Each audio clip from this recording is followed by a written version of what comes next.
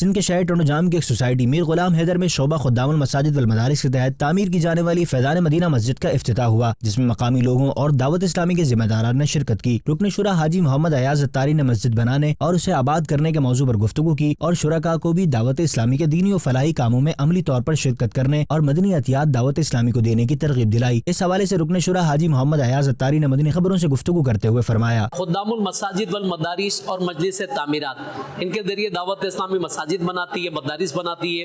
اس وقت ٹنڈو جام کے اندر موجود ہیں اور ٹنڈو جام میر غلام حیدر سوسائٹی میں دعوت اسلامی نے اس پلاٹ پر ایک عالیشان مسجد بنائی ہے۔ رمضان سے پہلے اس مسجد کا آغاز ہوا ہے اور اس مسجد میں جو تعاون کیا ہے سیدہ آمنہ بنت ذوالفقار شاہ، سیدہ آمنہ بنت ذوالفقار شاہ، ان لوگوں نے تعاون کیا اور مالی تعاون کیا۔